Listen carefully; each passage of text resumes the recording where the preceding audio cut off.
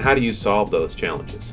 I solve those challenges from a mentoring perspective with my coaches on a one-on-one basis. All of the coaches bring different things to the table. So we have coaches, for instance, I have a coach in my area who's a 50-ish plus attorney who has one skill set and one knowledge base. I have a younger mom who has 2 young children and has been with the same company for 15 years, grew from 25 to over 200. She has a different tool set. She has a different way that she wants to work.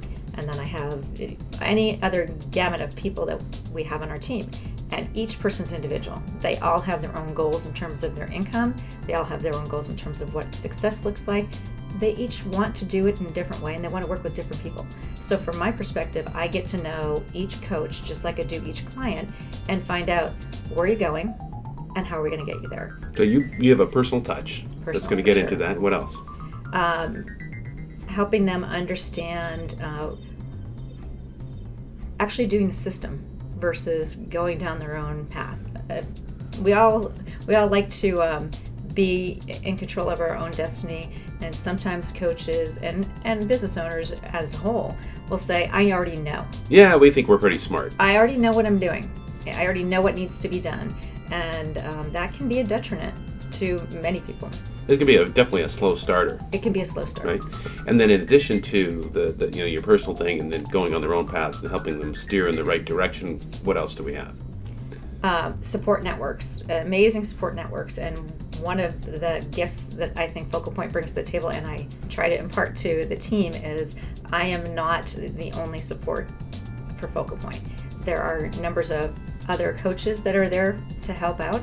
There are lots of online assistance in terms of our great library of learning, and there's also live calls, about 4 to 6 a week that a coach could participate in. I always say pick and choose. Let's decide together which ones make it's like sense for you. 250 hours a year of additional training and coaching. Right. And if you got on every call and every aspect of that, you would never have a business. It really we wouldn't is, be able to get any clients. Yeah, we wouldn't be able to service the clients. And that's where it comes back to the coaching, is what's right for the individual, what do they need, and how are they going to get there based on what their goals are and what they're willing to, the price they're willing to pay for time and investment.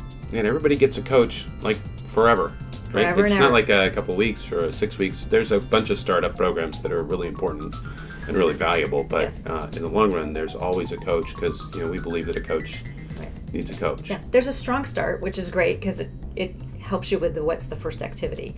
But the ongoing support and the ongoing coach is imperative. And I think one of the greatest things about it is it helps the coach to deliver to their client, because they experience that coaching process and they get, yes, there is value in getting clarity into where I'm going. There's a value in being efficient. There's a value in understanding the sales process. There's a value in leadership. They get to actually experience from a receiving end what they're giving as well. Yeah, absolutely.